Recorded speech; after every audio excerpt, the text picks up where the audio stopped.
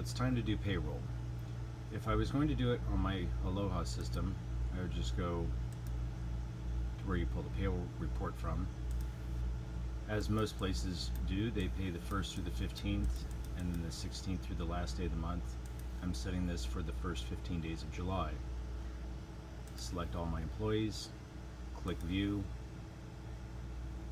and I've got a payroll report that tells me all the regular hours that this employee worked, what their overtime hours were, and what their tips were. This is a kitchen employee, so there's no tips, but in the case of my tipped employees, their declared tips are here, regular hours here, overtime hours here. Those are the three figures that my bookkeeper needs to be able to cut paychecks. Pretty simple.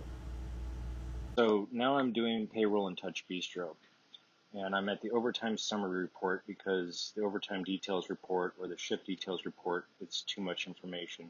As you can see here, I can only break these reports out in 7-day stretches. So I'm going to have to run 3 reports here if I'm going to do payroll for the 16th through the 31st.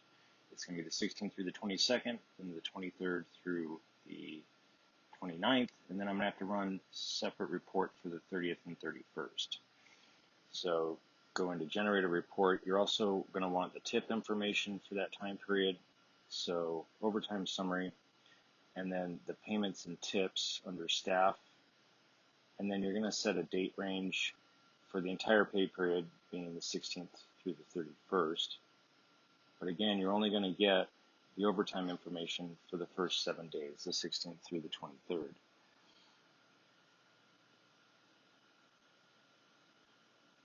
Here I'm just going to pretend that I'm going to do the first month of August because, the first pay period in August, because I have a spreadsheet already set up to show you what my final product looks like.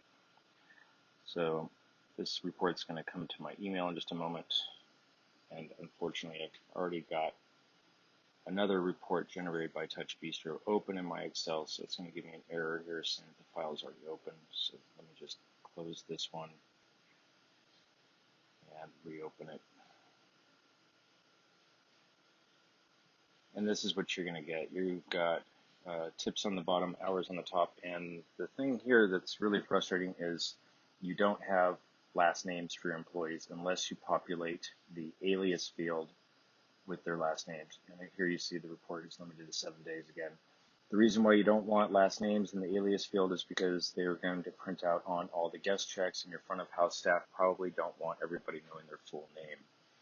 So here's the tip info, and I can of course copy and paste this over to a different spreadsheet, which is what I have here. You see I've put in the last names of all my employees. This is the first week of the pay period in green, the second week of the pay period in orange. Again, I have to run a couple different reports to get that. Regular hours rolled up with a formula, same thing with overtime hours rolled up with the formula, and the tips are just cut and pasted over. Lots and lots of steps.